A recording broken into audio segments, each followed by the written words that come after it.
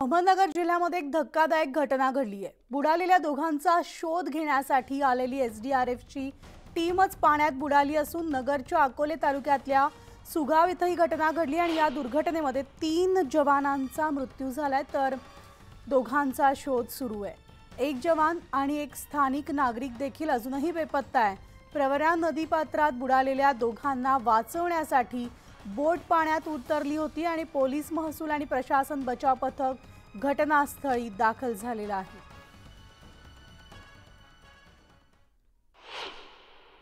एसडीआरएफच्या टीमला ती बॉडी शोधण्यासाठी विनंती केली होती।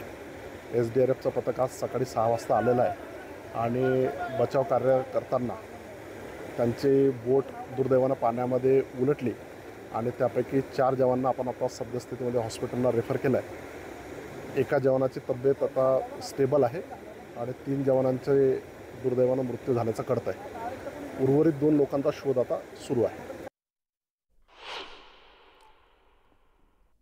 तर अतिशय दुर्दैवी दुर्घटना म्हणावी लागणार आहे। आमचे प्रतिनिधी हरीश दिमोटे आपल्यासोबत आहेत। हरीश, ज्या दोघांचा शोध अजूनही सुरू आहे त्यांचा शोध लागलाय का आणि मुळात एसडीआरएफचं पथक बुडालेल्यांचा शोध घेण्यासाठी गेलेलं होतं, त्यामुळे त्यांच्याकडे सेफ्टी नव्हती का? त्यांना पाण्याचा अंदाज आला नाही का? पाण्याचा करंट संदर्भात त्यांना काही पूर्वकल्पना नव्हती का? असे अनेक प्रश्न त्यामुळे उपस्थित होत आहेत। हरीश, मनाली, आपण जर बघितलं तर ही अतिशय दुर्दैवी अशी घटना आहे। एसडीआरएफचं पथक सज्ज होतं, सगळे लाईफ गार्ड देखील त्यांच्याकडे होते, बोट होत्या, सगळं होतं। मात्र जर आपण बघितलं तर ज्या ठिकाणी ही बोट बुडाली त्या ठिकाणी पाण्याचा एक भोवरा तयार झालेला होता, ज्यामध्ये ही बोट पलटी झाली आणि त्यातले जे जवान आहेत आणि एक स्थानिक नागरिक आहे हे पाण्यामध्ये खाली ओढले गेले, ज्यामुळं अनेक वेळ त्यांना ती मदत मिळू शकली नाही, वरती येता येऊ शकलं नाही। त्यामुळे त्यांचा दुर्दैवी मृत्यू झालेला आहे। 3 जवान जे आहेत त्यांचा आतापर्यंत मृत्यू झाल्याचं कळतंय आणि एका जवानाला वाचवण्यात यश आलेलं आहे।